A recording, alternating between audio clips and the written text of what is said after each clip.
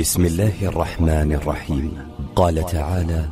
ومن أحسن قولا ممن دعا إلى الله وعمل صالحا وقال إنني من المسلمين.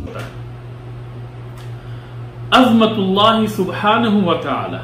اللہ تبارک و تعالیٰ کی صفتوں میں سے ایک صفت یہ ہے کہ اللہ تبارک و تعالیٰ بہت ہی عظیم، اور اس کی عظمت کی دلیل بے شمار روایت کے اندر ہے۔ انہی میں سے ایک روایت ابو ذر رضی اللہ تعالی عنہ کی ہے، قال رسول اللہ صلی اللہ علیہ وسلم، وہ کہتے ہیں کہ رسول اللہ صلی اللہ علیہ وسلم نے فرمایا: اطت السماء وحق لها ان تعط، کہ آسمان سے چرچراہٹ کی آواز آ رہی، یعنی آسمان جو ہے اس سے چرچراہٹ کی آواز آ رہی ہے، وحق لها ان تعط، اور چرچرانا اس کا حق بھی ہے۔ ما فيها موضع 4 اصابع الا وفيه ملك ساجد لله تعالی، پورے آسمان کے اندر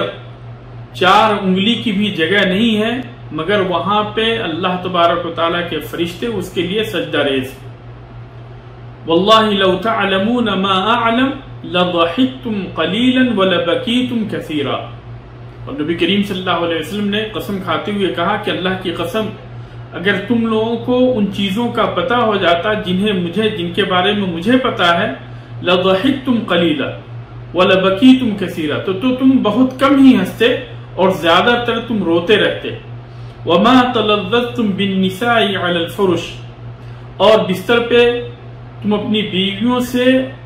لذت بھی محسوس نہ کرتے۔ ولخرجتم الى الصعودات تجأرون الى اللہ تعالی، اور صحرا میں نکل کر تواضع اور انکساری کے ساتھ تم صحرا میں نکل کر یقیناً اللہ تبارک و تعالیٰ سے فریاد کر رہے ہوتے۔ تو اس حدیث کے اندر اللہ تبارک و تعالیٰ کی عظمت کو بیان کیا گیا ہے کہ کس طریقے سے اللہ تبارک و تعالیٰ کے فرشتے آسمان میں جگہ جگہ اللہ تبارک و تعالیٰ کی عبادت کے اندر سجدہ ریز ہیں، اور یہ بھی کہ اگر انسان کو ان ساری چیزوں کے بارے میں علم ہو جائے، آخرت کی ساری چیزوں کے بارے میں علم ہو جائے جن کا علم نبی کریم صلی اللہ علیہ وسلم کو تھا، کہ اگر ان ساری چیزوں کے بارے میں بندے کو علم ہو جائے تو وہ دنیا کے اندر لذت محسوس نہیں کر سکتا۔ اللہ تبارک و تعالیٰ سے اس طرح سے وہ خوفزدہ رہے گا کہ کس طریقے سے اللہ تبارک و تعالیٰ عدل و انصاف کے ساتھ آخرت کے اندر فیصلہ کرے گا، اور آخرت کے اندر جو مومنوں کے لیے جو نعمتیں ہیں اور جو مجرموں کے لیے جو پریشانیاں ہیں، نقمتیں ہیں، ان ساری چیزوں کے بارے میں اگر اسے پتہ ہو جائے تو وہ دنیا کے اندر اپنی زندگی کے اندر ذرہ برابر بھی لذت محسوس نہیں کر سکتا، بلکہ وہ ہمیشہ جو ہے اللہ تبارک و تعالیٰ کے حضور اور اللہ تبارک و تعالیٰ کی عبادت کی خاطر تنہائی اختیار کر کے ہمیشہ اللہ تبارک و تعالیٰ کی عبادت ہی میں لگا رہے۔ تو